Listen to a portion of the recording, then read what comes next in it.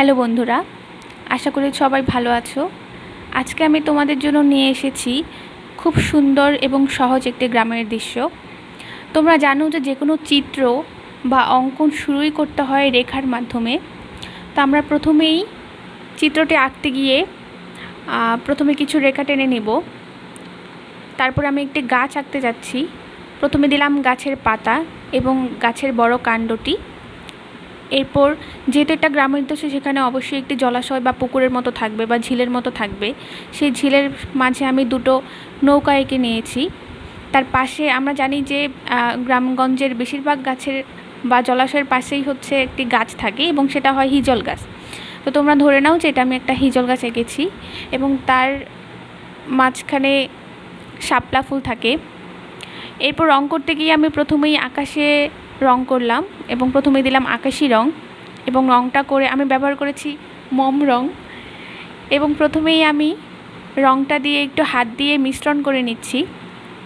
এরপর ব্যবহার করেছি একটু ডার্ক ব্লু, সেটাকেও আমি হাত দিয়ে খুব সুন্দর করে মিশ্রণ করে নিচ্ছি।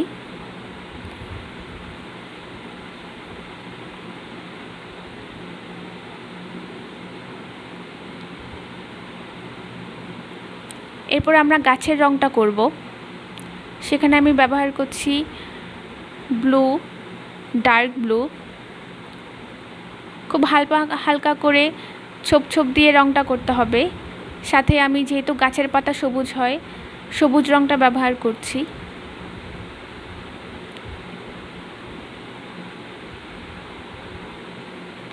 এরপর এখানে আমি সবুজ রং ব্যবহার করছি, যেটা একটু হালকা। এরপর আমি নীল রং ব্যবহার করছি।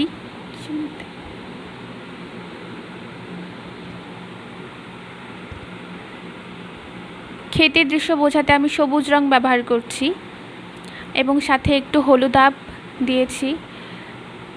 গাছের মধ্যে একটু হলুদাভ অংশ দিয়েছি।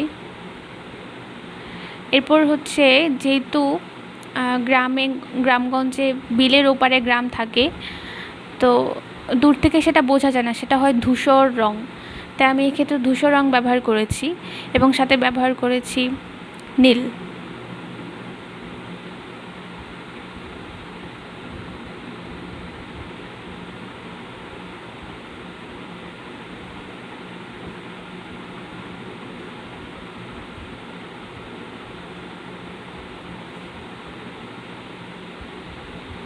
এবার গাছের কাণ্ডটি আঁকার জন্য ব্যবহার করেছি ব্রাউন রং। এবার এটাকে একটু গাঢ় করে দিব।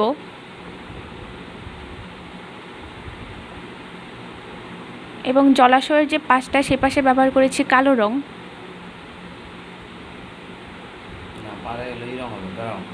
ব্রাউন, আচ্ছা ঠিক আছে।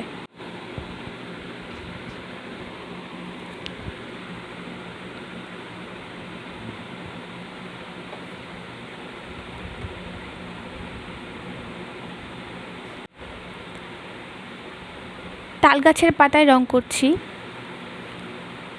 একটু গাঢ় রং দিতে হবে এক্ষেত্রে। এখন জলাশয়ের পাড়টা বা মাটির অংশতে আমি ব্যবহার করছি একটু কমলা রং এবং সেটা একটু গাঢ়টাও ব্যবহার করছি, কারণ যেহেতু মাটির রং হালকা লাল হয়। পাতাগুলো একটু গাঢ় করে রং করে দিচ্ছি।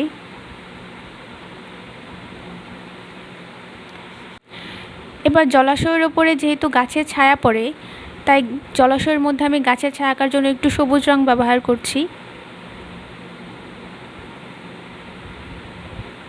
এবার নৌকাগুলো রং করব।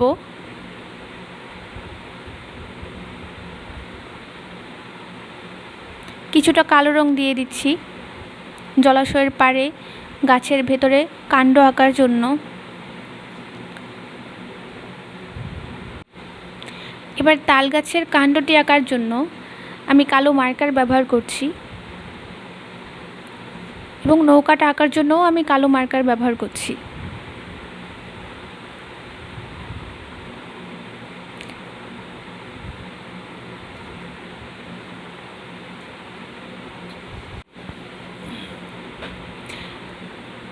আমার আঁকাটি এবং এই ভিডিওটি যদি আপনাদের ভালো লেগে থাকে, অবশ্যই ভিডিওটিতে একটা লাইক দিবেন, কমেন্ট করবেন, আপনাদের মতামত জানাবেন এবং আপনাদের বাচ্চাদের যদি কোনো দৃশ্য আঁকার প্রয়োজন হয় বা শেখার প্রয়োজন হয় অবশ্যই আমাকে কমেন্ট করে জানাবেন।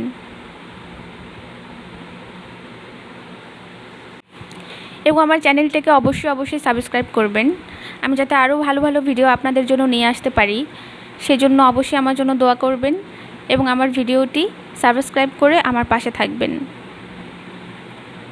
সবাইকে ধন্যবাদ।